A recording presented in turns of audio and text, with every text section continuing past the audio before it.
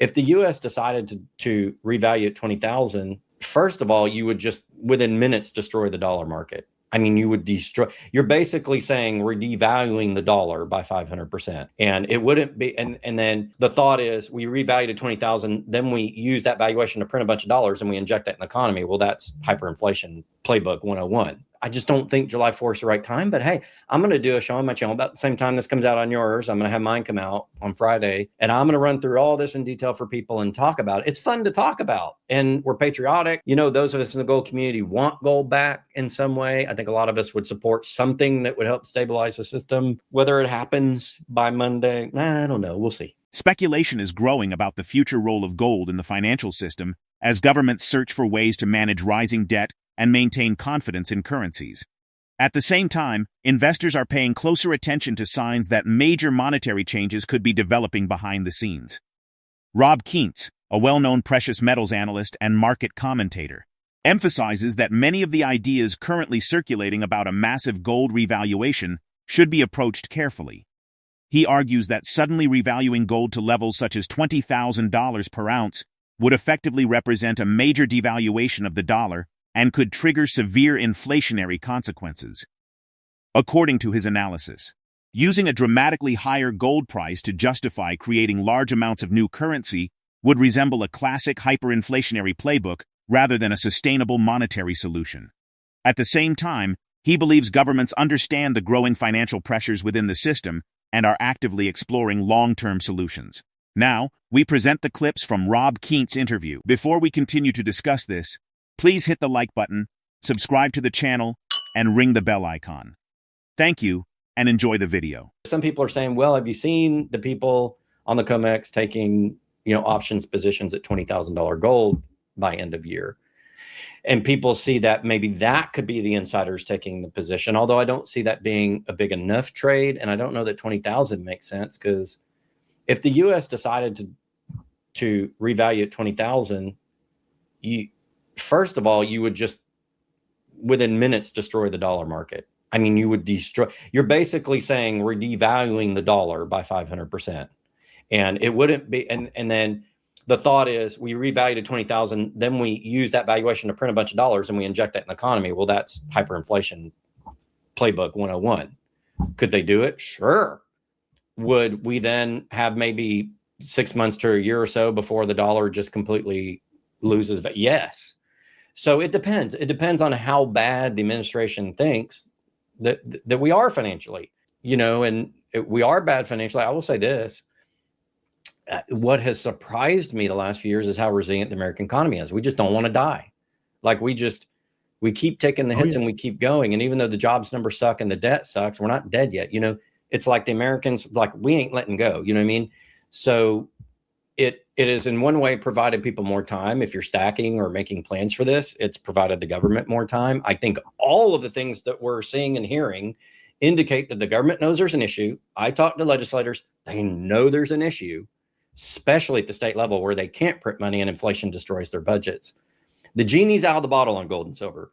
The question is, how is it going to play out and when? And when I look at it, and people like Martin Armstrong and other people kind of agree with me as well, that they're going to get one shot at this and they got to do it at the right time. Is it July 4th this year? I don't know. Eventually, I do think it's going to happen, but I think it's more speculation now before we actually get to the real. And not only that, but I happen to think there are going to be surprises. I think the government's going to surprise us how they do it. I anticipate that they're going to go to the digital dollar. I anticipate gold will be a part of that. If you look at Basel III standards, central banks hoarding gold and making gold equivalent to central bank stock or central bank, valuations and currencies, and basically admitting gold is, the highest level asset, right? So all of these things are leading to gold reemerging in the financial system. I don't know July 4th is the right time to do it. We'll see. And I anticipate we're still going to get digital currencies. And I think in the US it'll be in the form of stablecoins because of the treasury system, because we're reserve currency. We can't go to a straight CBDC because that would crash all the trillions of debt. They've got to funnel those trillions of debt in a paper currency into a digital format and say, see, digital currency is great. And then I think they're going to back that with gold to stabilize that system. And I think that's Mhm. probably what they're going to do. I anticipate that's what they're going to do. Right. But we'll see what happens. And I just don't think July 4th is the right time. But hey, I'm going to do a show on my channel about the same time this comes out on yours. I'm going to have mine come out on Friday. And I'm going to run through all this in detail for people and talk about it. It's fun to talk about. And we're patriotic. You know, those of us in the gold community want gold back in some way. I think a lot of us would support something that would help stabilize the system. Whether it happens, you know, by Monday, I don't know. We'll see. Seasonally, May and June are the worst months for gold and silver historically. It has to do with summer. It also has to do with just seasonally people get into gold at the end of August to February. That's kind of always been gold's, because a lot of factors drive that. You've got the seasonal trade in Asia. You've got the physical trade here in the U.S. for holidays. More people are active in the financial system as a whole outside the summer months. And so just traditionally gold's weakened May, June, and usually is even to slightly up in July. And then August is where usually you see it going up. I think the statistic is in June, only 40% of Junes have been positive for silver, and only 45 of, you know, in the last 25 years have been positive for gold. I did all this research. But that switches when you get to August, and it stays that way, more up months and down months through February. So we're just looking at a 25-year window. That's sort of where gold and silver perform seasonally. So it could be just in anticipation of that. And also May is a big silver delivery month on COMEX. June for gold, there's only 6 months for each, and they're different with the exception of December. And we have seen elevated deliveries of silver in May, not astounding, but just up a little. But gold deliveries on COMEX in June have been very robust. It almost looks like a December month. I mean, it's out of character for how many deliveries we've had. So you could take that in the chart you just showed and say, well, that's people front running. I happen to think it'd probably be bigger. I mean, if I don't know, we'll see. It could be seasonal signs. I mean, I don't see anything out of the ordinary seasonally going on in gold and silver, to be honest. And you know, I don't know. We'll see. We'll see. I don't see the signs. There are positive signs, but I could just attribute that to the seasons. The financial system appears to be approaching an important transition as debt burdens continue to expand and confidence in traditional monetary structures faces increasing pressure. While the economy has remained more resilient than many expected, underlying challenges have not disappeared. Growing debt levels, persistent inflation concerns, and structural weaknesses within government finances continue to create long-term risks. State governments are already feeling the effects because inflation steadily erodes budgets while limiting financial flexibility. At the same time, demand for gold and silver continues to strengthen as investors seek protection from monetary uncertainty and declining purchasing power. The outlook presented here suggests that policymakers may ultimately receive only one meaningful opportunity to restructure parts of the financial system, rather than relying solely on traditional fiat currency arrangements. Future reforms could involve digital payment systems supported by tangible reserve assets.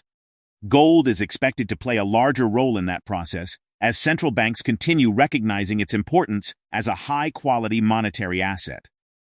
The broader expectation remains that precious metals will become increasingly significant as confidence in existing debt-based structures weakens. Now, let's get back to the interview. I think right now, America's in a little bit of euphoria. July 4th is coming up. If anybody's watching the World Cup, men's team is doing probably the best it's ever done. A lot of it's hosted here in the States. There are a lot of Europeans and Argentinians and Brazilians and UKers coming in the US and realizing that, hey, America's not so bad after all, you know? So there's a lot of feel good in America right now, and that's good. It's summertime.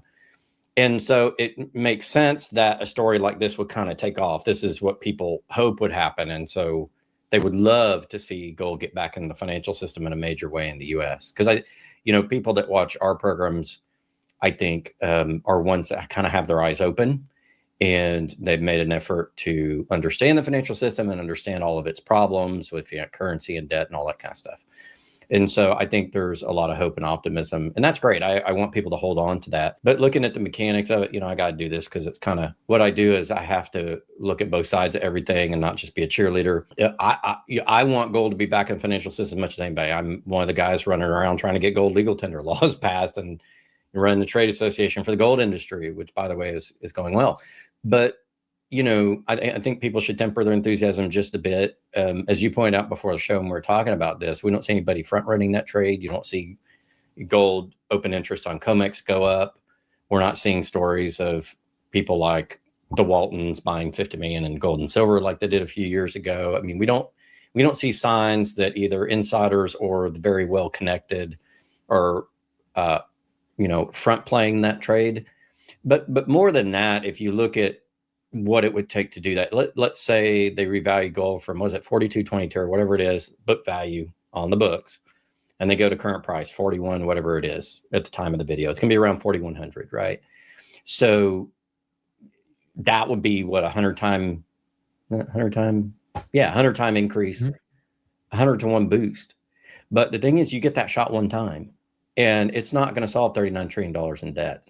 It would, if you went to 4,100, it'd be about $1 trillion. That's great. That's not going to pay off the debt. And not only that, it doesn't even really pay off the budget deficits anymore. And like I said, you only get one shot at that. That's a sort of a one-trick pony type of deal. Looking at, I do think that this administration in particular, and there is a growing case both at the state level with this legal tender legislation and removing sales tax, that we're getting traction in these state legislators. In July, I'm going to ALEC in Orlando, which is a national meeting of state senators and House of Representatives from all over the United States. And sometimes we get the federal people down there as well. And we get tons of industry people from every industry, not a gold and silver meeting. But when we go there, we talk to senators and House reps about gold. And a lot of them are telling me the two hottest bills right now are the gold legal tender bills and then the child protection, right? And I've sat on sessions on both of those.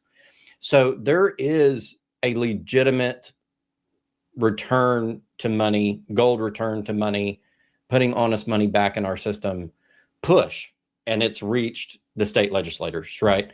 And I think when I sat in front of Cynthia Lummis and Ramaswamy and Trump at Bitcoin National a couple of years ago, watched them talk about the sovereign wealth fund and using gold and Bitcoin, I think that this administration is acutely aware, and that government at many levels is acutely aware that the dollar system's in trouble. We've got too much debt. We're running too big of deficits, and eventually we're going to have to pay the piper. This doesn't ever always go forever. We know the history of fiat currencies. And I think that there is probably for the first time in a very long time, a lot of political sentiment around gold and silver as money, or at the very least, going back to some pseudo gold standard where gold is injected in the financial system and it helps stabilize it. We know the famous study, I think it was done in the 30s by members of Congress, where they did a study and said 40% of gold will keep your financial system stable. So if 40% of your issued currency, your dollars or yuan or whatever, are backed by gold, that you'll have a stable currency. As long as you keep that ratio, are we going to go back to that? I don't know. What Nixon was basically told by his cabinet was, if you don't remove gold convertibility, they're going to take all our gold and it's going to crash a dollar. Because at 1971, we were still a gold standard nation. And the rest of the world had been on various forms of gold standard or gold as money for a very long time. It's tradition, it's history. You go back to the colonies, and this is part of what I outlined in my report. I did like the full history of this.